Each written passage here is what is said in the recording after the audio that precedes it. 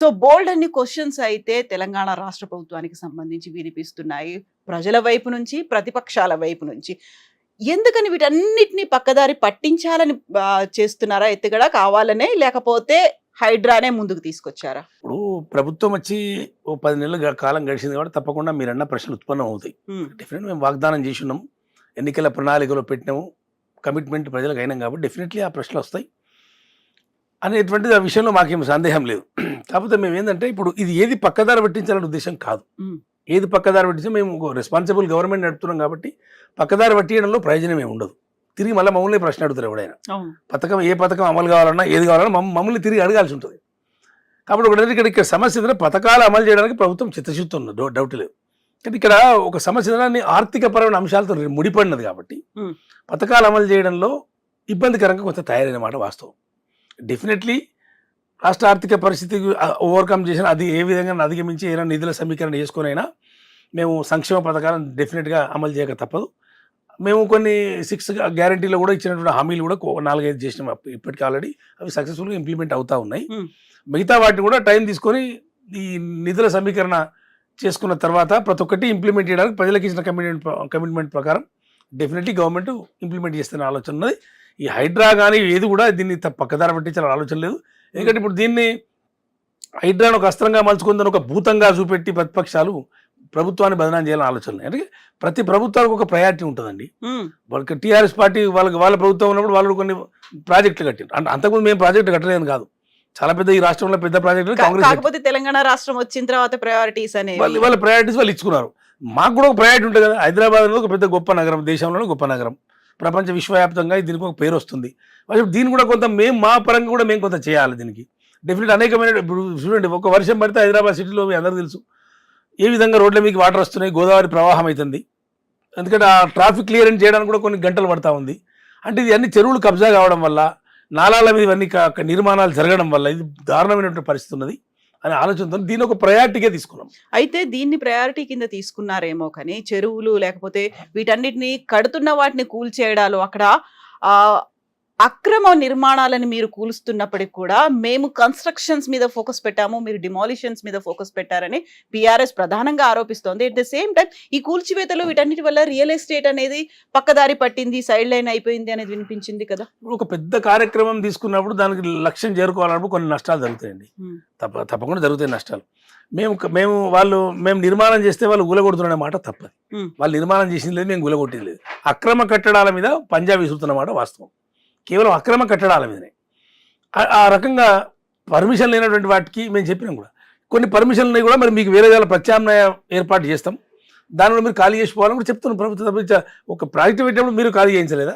మీరు కూడా డెఫినెట్లీ మల్లన్న సాగర్ కట్టినప్పుడు ఇప్పుడు కొన్ని నీటిపారుదల ప్రాజెక్టు కట్టినప్పుడు డెఫినెట్లీ ఎవరో ఒకటి త్యాగం చేయవలసి వస్తుంది.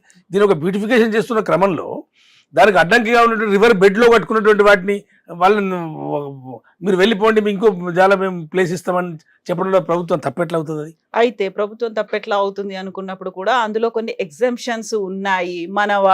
వీళ్ళు మన వాళ్ళు కాదు అనేది. ఆ తర్వాత ఎవరైతే డబ్బున్న వాళ్ళు ఉన్నారో వాళ్ళని కొంచెం నోటీసులు ఇచ్చి బెదిరించినట్టు చేస్తున్నారు, మీరు వాళ్ళని లొంగ తీసుకుంటున్నారు, బ్లాక్ మెయిల్ రాజకీయాలు ఇక్కడ కూడా జరుగుతున్నాయి అనే మాట.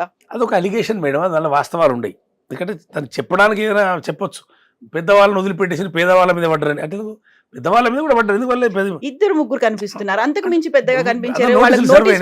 ఎందుకంటే ఇప్పుడు కొన్ని FTL కట్టినాయి, బఫర్ జోన్లలో కట్టినాయి కూడా కొన్ని పెద్దవాళ్ళు ఏమి లేవట్లేము. దాని మీద కూడా మన రంగనాథ్ గారు కూడా క్లారిటీ ఇచ్చారు, చెప్పారు. వారు రంగనాథ్ గారు కూడా చెప్పారు డెఫినెట్ అందరూ నోటీస్ సర్వే అయినాయి, దాని మీద ఒక విధాన నిర్ణయం తీసుకుంటాం. ఇది ఒక చట్టబద్ధత పూర్తి స్థాయిలో వచ్చిన తర్వాత ఇమీడియట్ గా వాటిని కూడా డెమాలిష్ చేస్తాం. ఎంత టైం తీసుకుంటారు? ఆల్రెడీ 2 నెలలు గడిచిపోయాయి. అక్కడ ఏడుపులు కన్నీళ్లు అనేవి ఏడుపులు కన్నీళ్లు ఒకటైతే వాళ్ళు చాలా రోజులు ఉన్నట్టు అక్కడ ఆ ప్రాంతంలో నివాసం ఉన్నటువంటి వాళ్ళకి సెంటిమెంట్ ఉంటుంది. డెఫినెట్లీ ప్రాంతం పట్ల సెంటిమెంట్ ఉంటుంది. కాబట్టి దానికి తగ్గట్టుగా రిహాబిటేషన్ చేస్తామని ప్రభుత్వం చెప్తా ఉంది కదా. ప్రభుత్వం ఊరికనే వీళ్ళని రోడ్డు వేయాలని ఆలోచన ప్రభుత్వానికి లేదు. వాళ్ళకు స్థాయికి తగ్గట్టుగా ఎవరోకి వాళ్ళ పిల్లల విద్యాపరమైనటువంటి అంశాలు ఉన్నాయని వాళ్ళు లేవు, నిజం వాస్తవమే. దాని మీద కూడా కార్యాచరణ తయారవుతుంది. అందరికి నచ్చ చెప్పి అందరిని కన్విన్స్ చేసి అందరినీ ఎవిక్షన్ చేస్తున్నటువంటి ఉద్దేశం ప్రభుత్వానికి ఉంది. కానీ దాన్ని సరే ప్రతిపక్షాలు డెఫినెట్ ఎట్లాగూ అడ్వాంటేజ్ తీసుకొని ప్రయత్నిస్తుంటారు, చిల్వెలు పలువలు చేస్తారు. అది వాళ్ళు కట్టినప్పుడు కూడా జరిగింది. ప్రతిపక్షాలు అందరూ కూడా వాళ్ళు ప్రాజెక్టు కట్టినప్పుడు జరిగింది కదా.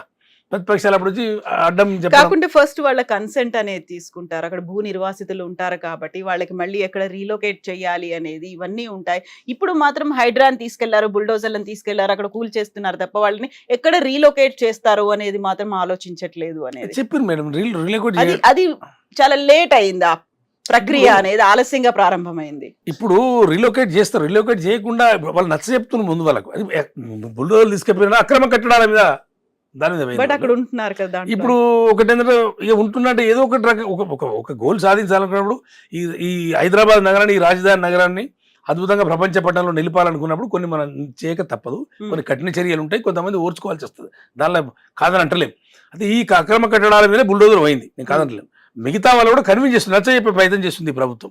ఊరికైనా తీసి బజార్లో పడేయడం ప్రభుత్వ ఉద్దేశం అసలే కాదు. దాన్ని ప్రతిపక్షాలు ప్రచారం చేసినంత ఈజీగా ఉండదు. ప్రభుత్వం ఇది రెస్పాన్సిబుల్ గవర్నమెంట్ అండి. ఏదైనా వేరే దేశ ప్రభుత్వం ఇది ఇక్కడ ప్రజలు ఎన్నుకున్న ప్రభుత్వమే కదా. ఈ ప్రభుత్వానికి బాధ్యత లేదని ఎందుకు అనుకుంటున్నారు? తప్పకుండా బాధ్యత ఉంది. బాధ్యత ప్రకారమే మేము వాళ్ళకు కన్విన్స్ చేసి వాళ్ళను కన్వీనియంట్ ప్లేస్లో రిలోకేట్ చేసిన తర్వాతనే ఈ కార్యక్రమం తీసుకుంటామని ప్రభుత్వం అధికారులు ప్రత్యేక చెప్తా ఉన్నారు కదా. అక్కడ ఉన్నటువంటి ప్రజలని కన్విన్స్ చేసే ప్రయత్నం జరుగుతుందేమో కానీ ఇప్పుడు బీఆర్ఎస్ పార్టీ నుంచి కాంగ్రెస్ పార్టీలకు వచ్చినటువంటి లీడర్లు పర్టికులర్ గా దానం నాగేందర్ కన్విన్స్ అవనుంటున్నాడు. పేదలని ఇలా మీరు ఏడుపుకి కారణం అవుతున్నారు అనే మాట అన్నాడు. నేను అడ్డంగా ఉంటాను, అలా కూల్ చేయొద్దు అనే మాట దానం నాగేందర్ చెప్పడాన్ని ఎట్లా చూస్తారు మీరు? దానం నాగేందర్ లోకల్ ఎమ్మెల్యే అండి. ఆయన ఎందుకు ఏ సందర్భంలో ఎట్లా మాట్లాడతారో దానికి పెద్ద మాకు సంబంధం లేదు. ఆయన టీఆర్ఎస్ లో గెలిచి వచ్చిన ఎమ్మెల్యే. ఆయన మీ పార్టీకి పార్టీకి రావచ్చు, నేను రావద్దని అంటలేము, కాదంటలేము. కాకపోతే ఆయన ఒపీనియన్, ఒక ఎమ్మెల్యేగా ఆయన ఒపీనియన్ చెప్పింది తప్ప ప్రభుత్వ విధానం ప్రభుత్వానికే ఉంటుంది. ఆయన విధానం ఏదో నాకు తెలియదు, దానం నాగేందర్ విధానం ఏదో నాకు తెలియదు. బట్ ప్రభుత్వానికి ఒక విధానం అయితే ఉంది. అధికారులకు, ముఖ్యమంత్రి గారికి, మంత్రివర్గానికి ఒక విధానం ఉంది. ఆ విషయం మా ఇన్ఛార్జి మంత్రులు, హైదరాబాద్ రంగారెడ్డి ఇన్ఛార్జి మంత్రులు స్పష్టంగా చెప్పారు. చాలా స్పష్టంగా ప్రభుత్వం నుంచి వస్తుంది. నాగేందర్ ఏదో మాట్లాడితే దానికి మేము జవాబులు ఇచ్చే అవసరం లేదు. ఆయన ఎమ్మెల్యేగా ఆయన ఏదైనా చెప్పుకునే స్వేచ్ఛ ఆయనకు ఉంది. నాగేందర్ గురించి మేము జవాబుదారి కాదు కదండి. ఆయన లోకల్ ఎమ్మెల్యే.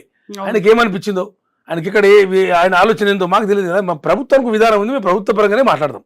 దానికి సంబంధించి అధికారులు చెప్తున్నారు, మా మంత్రులు చెప్తున్నారు, ఇన్ఛార్జి మంత్రులు, ముఖ్యమంత్రి గారు చెప్తా ఉన్నారు. దాని ప్రకారమే ప్రభుత్వం నడుచుకుంటుంది, అంతే తప్ప ఎవరెవరో ఏమేమో అభిప్రాయాలు వ్యక్తం చేస్తే వాళ్ళని కన్విన్స్ చేయడం మా వల్ల కాదు. ప్రజలను కన్విన్స్ చేస్తాం మేము, అది మా రెస్పాన్సిబిలిటీ. అక్కడ ఎవరైతే ఉన్నారో వాళ్ళతో కన్విన్స్ చేస్తాం. వాళ్ళని కన్విన్స్ చేసే వాళ్ళు కన్వీనియంట్గా అన్ని కార్యక్రమాలు తీసుకున్నాకనే మేము చేసాం తప్ప అడిగిన ప్రతి ప్రశ్న అడిగిన వాళ్ళ ప్రతి ఒక్కరిని సమాధానం పరుచుకుంటా వాళ్ళకి జవాబులు ఇచ్చుకుంటూ పోయే పరిస్థితి ప్రభుత్వానికి ఉండదు. అయితే ఇప్పుడు కన్విన్స్ చేయడంలో ప్రజల్ని కన్విన్స్ చేస్తున్నామని చెప్పినప్పుడు కూడా ప్రజల్లో వ్యతిరేకత కనిపిస్తోంది. ప్రభుత్వ వ్యతిరేకంగా అది తయారు కాబోతుంది. హైడ్రా అనేది బూమరాంగ్ అవుతోంది అనే మాట కాదంటారా? తప్పండి. బూమరాంగ్ అంటే ఇప్పుడు ఒక్కొక్కరు యాంగిల్ ఒక్కొక్కరు చూస్తారు మేడం. ఒక్కొక్క యాంగిల్ చూస్తారు. హైడ్రా ఫెయిల్ అయిపోయింది, ప్రజా వ్యతిరేకత వచ్చేస్తుంది, రకరకాల ఊహాగానాలు వాళ్ళకు ఉంటాయి. కానీ చివరికి మేము పని పూర్తి చేసిన తర్వాత వాస్తవాలు ఏదైనా అప్పుడు బయటకు వస్తాయి.